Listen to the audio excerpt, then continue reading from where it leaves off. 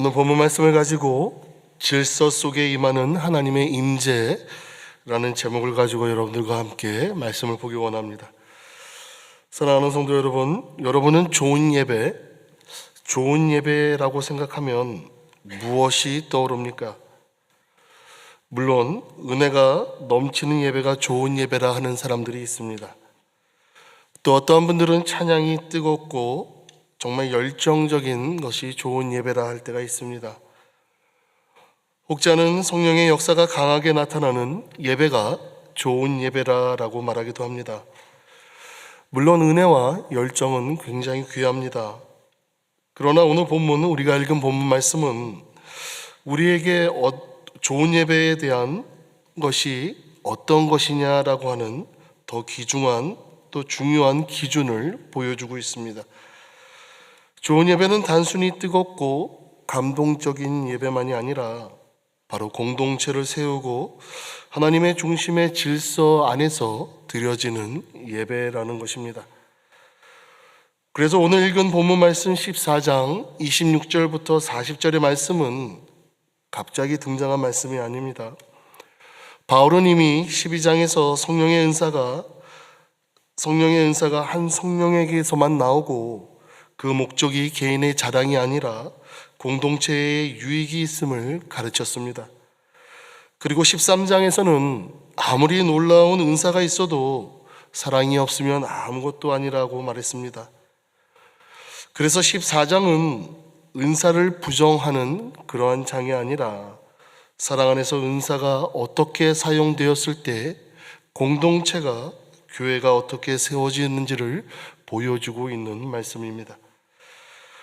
고린도 교회를 생각해 보면 고린도 교회는 은사가 부족한 교회가 절대로 아니었습니다. 오히려 반대로 은사가 풍성했습니다. 찬송도 있었고 가르침도 있었고 계시와 방언과 통역도 있었습니다. 근데 문제는 은사가 없어서가 아니라 그 풍성했던 은사가 사랑과 질서 없이 사용되었다는 데 문제가 있었습니다. 그래서 바울의 관심은 언제나 이것이었습니다.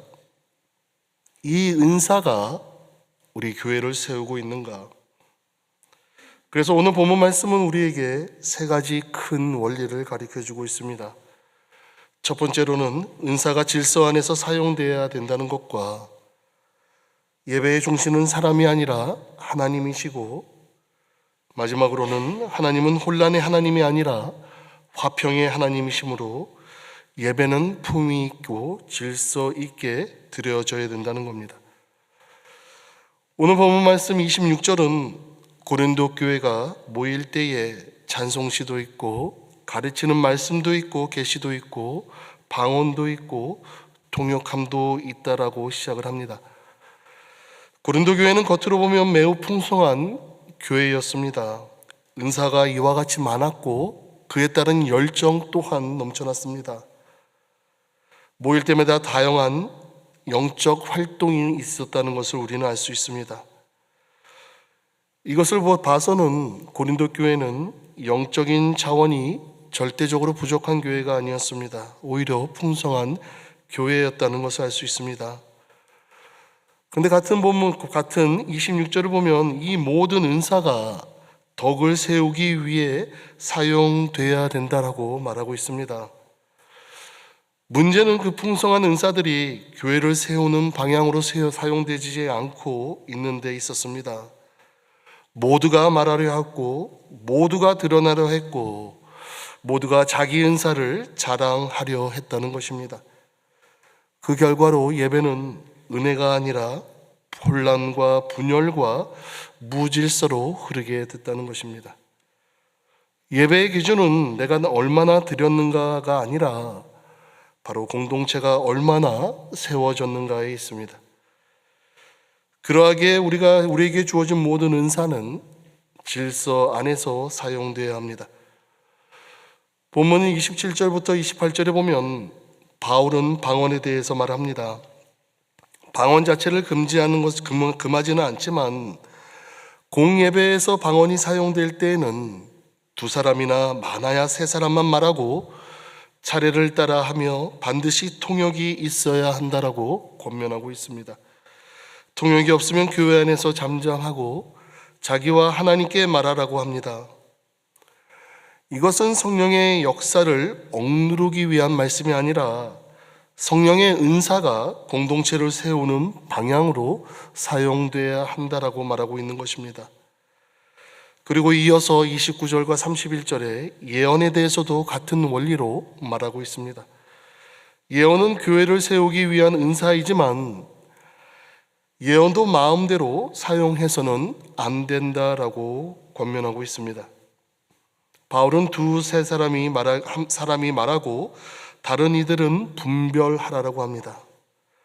또 한 사람이 말하고 있을 때에 다른 이에게 계시가 있으면 먼저 하던 자는 잠잠하라고 합니다. 이와 같이 영적 은사에도 절제와 분별이 필요합니다. 성령의 감동은 사람을 통제불능의 상태로 몰아놓지 않습니다. 성령의 사람은 무질서한 사람이 아니라 하나님의 평화를 드러내는 사람입니다. 예언은 말하는 사람의 확신만으로 판단되지 않습니다. 그것은 하나님의 말씀에 철저히 비추어 봐야 합니다. 그리고 공동체가 함께 분별해 나가야 합니다.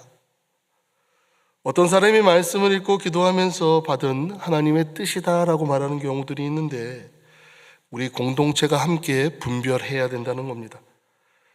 바로 이것이 성경 말씀과 일치하는가? 바로 이것이 그리스도를 높이고 있는 것인가? 바로 이것이 우리 찰티낸 교회를 세우고 있는 것인가?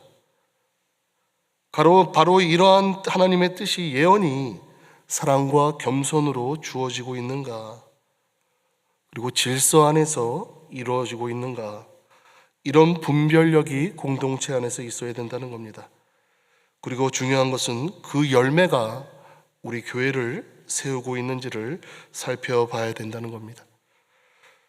참된 성령의 감동은 사람을 혼란으로 몰아넣지 않고 말씀 앞에 오히려 우리를 겸손하게 서게 만듭니다. 그리고 나아가 공동체를 화평과 순종으로 이끈다는 겁니다. 이어서 본문 32절과 33절에 보면 예언하는 자들의 영은 예언하는 자들에게 제재를 받는다라고 말하고 있습니다. 그리고 나아가 하나님은 무질서의 하나님이 아니시고 오직 화평의 하나님이시다라고 선포하고 있습니다. 많은 사람들이 성령이 역사하면 자유롭다라고 말을 합니다. 물론 틀린 말은 아닙니다. 성령의 역사는 자유롭습니다. 그런데 자유는 혼란과 같은 말이 아닙니다.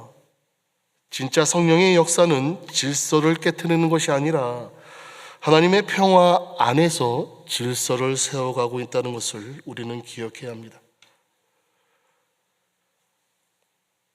그 다음에 우리가 기억해야 될 것은 예배의 중심은 사람이 아니라 하나님이시다는 것입니다. 본문 34절과 35절에 보면 우리가 해석상 신중함이 필요한 구절이기도 합니다.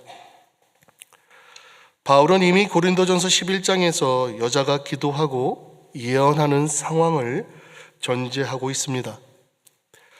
그러하기에 이 말씀은 모든 여성의 모든 발언이 절대적으로 금지한다라고 하기보다는 당시 고린도 교회의 예배 질서를 어지럽히는 그런 방식의 질문이나 발언을 절제하라라고 하는 그런 권면에서 이해할 수 있습니다.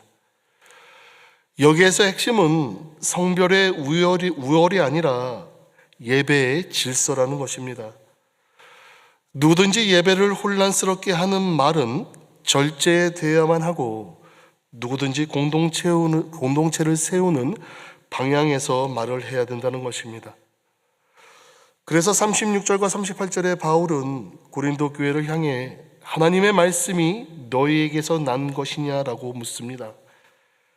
이것은 강한 책망입니다. 고린도 교회는 마치 자신들이 예배의 기준인 것처럼 행동했기 때문입니다. 그러나 교회는 말씀을 만드는 곳이 아닙니다. 바로 말씀 앞에서 순종하는 것이 바로 교회인 것입니다. 아무리 자신이 신령한 사람이라고 생각을 해도 주님의 명령 아래에 있어야 합니다. 참된 영성은 바로 자기의 확신이 아니라 말씀에 대한 순종이 드러나는 것입니다. 그리고 세 번째 우리가 기억해야 될 것은 모든 것이 품위 있고 질서 있게 해야 된다는 것입니다. 39절과 40절에 보면 바울의 마지막 결론은 분명합니다. 예언하기를 사모하며 방언 말하기를 금하지 말라. 바울은 은사를 닫아버리지 않았습니다. 그러나 동시에 모든 것이 품위 있게 하고 질서 있게 하라고 명령하고 있습니다. 이와 같이 우리는 은사를 뜨겁게 사모해야 하지만 반드시 사랑과 질서 안에서 그러한 은사들이 사용되어야 합니다. 그리고 40절에 나아가서는 질서 있게라는 말씀으로 말을 맺습니다. 질서 있게라는 말씀이 무슨 뜻입니까? 질서는 정돈과 배열을 뜻합니다. 하나님은 창조의 하나님이십니다. 하나님은 혼란 속에서 이 세상을 만든 것이 아니라 영원 전부터 하나님의 선하신 뜻 가운데 질서 있게 이 세상을 창조하셨습니다. 그래서 예배도 하나님의 성품을 닮아야 합니다. 예배가 하나님의 성품을 닮을 때 그 안에 화평과 덕을 세우는 은혜가 나타날 줄 믿습니다. 그러하기에 이 말씀, 오늘 읽은 우리 본문 말씀은 고린도 교회 이야기에서 끝나지 말아야 합니다. 오늘 첼트넘 장로교회에게도 동일하게 주어지는 말씀입니다. 우리는 먼저 우리 자신에게 물어봐야 됩니다. 나는 공동체를 세우는 사람인가? 나의 말은 사람을 세우는가? 아니면 무너뜨리는가? 나는 이 사랑하는 교회를 세우고 있는가? 아니면 나 자신을 끊임없이 드러내기 위해 노력하고 있는가? 신앙의 기준은 바로 덕을 세우는가에 있습니다. 그러하기 위해서 우리에게 주어진 은사는 우리 교회를 세우기 위해 사용되어야 될 줄 믿습니다. 고린도 교회의 문제가 은사가 부족했던 것이 아니라 은사가 너무 풍성한 가운데 자기 자랑과 드러냄의 도구로 사용된 데 있었다는 것을 우리는 기억해야 합니다. 오늘 우리도 우리들에게 주어진 재능과 직분, 또 우리들이 하고 있는 말, 우리들이 섬기는 모습, 또 우리가 갖고 있는 이 지식을 드러내기보다는 이 첼트넘 장로교회를 세우는 또 하나님을 높이는 방향으로 세우고 있는지를 우리 자신들을 철저히 들여봐야 될 것입니다. 다음으로는 우리들의 열정과 말은 질서 안에서 덕을 세워야 합니다. 우리가 읽은 본문 말씀에 성령의 역사와 은사는 부정하지 않지만 모든 것이 품위 있고 또 질서 있게 이루어져야 된다라고 말한 것을 기억해야 합니다. 특히 방언과 예언의 문제는 결국 말의 문제입니다.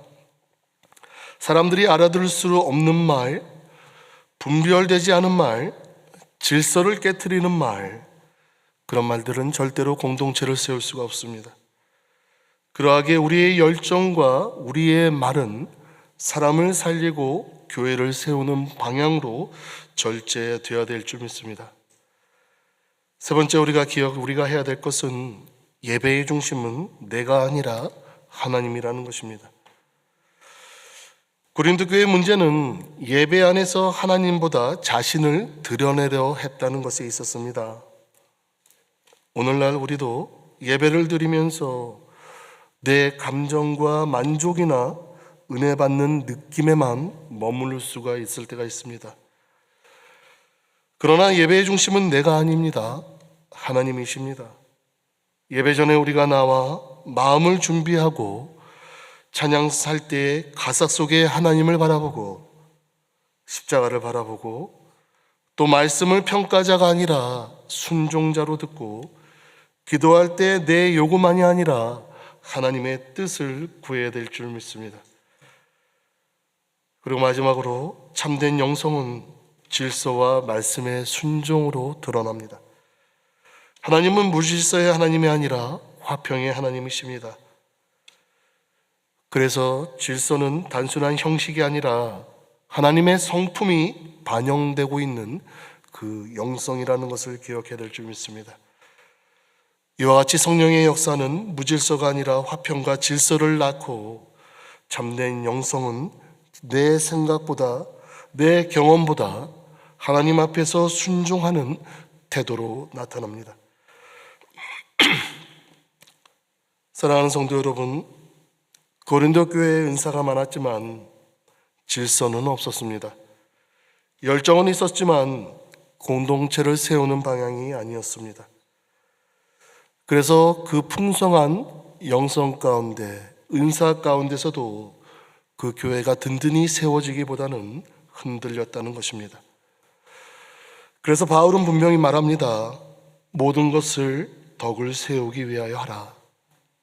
그리고 모든 것을 품위 있게 하고 질서 있게 하라라고 말하고 있습니다. 왜냐하면 하나님은 혼란의 하나님이 아니라 화평의 하나님이시기 때문입니다. 여러분들이 가지고 있는, 여러분들이 구하는 은사는 중요합니다. 그러하기에 그 은사가 이러한 질서 가운데 사용돼야 될 줄 믿습니다. 열정도 중요합니다. 하지만 그 열정이 공동체를 세우는, 우리 첼트네임 장로교회를 든든히 세우는 방향으로 흘러야 될 줄 믿습니다. 그리고 가장 중요한 것은 바로 하나님 중심이라는 겁니다. 우리가 모든 것을 덕을 세우기 위해 하고 모든 것을 품위 있고 질서 있게 할 수 있을 때 그 질서 가운데 하나님의 임재가 나타날 줄 믿습니다. 우리 하루가 그저 하루 있다 살아가는 믿지 않는 사람들과 구별함이 전혀 없이 그저 살아가는 것이 아닌 그리스도의 사랑이 여러분들의 사랑 가운데, 여러분들의 삶 가운데 열매 맺어서 여러분들에게 주어지신 그 은사가 오로지 예수 그리스도의 십자가에 달리신 그 대속의 공로로 인한 귀한 열매로 나타나는 여러분들 되시기를 주님의 이름으로 간절히 소망합니다. 우리 한번 기도하기 원합니다.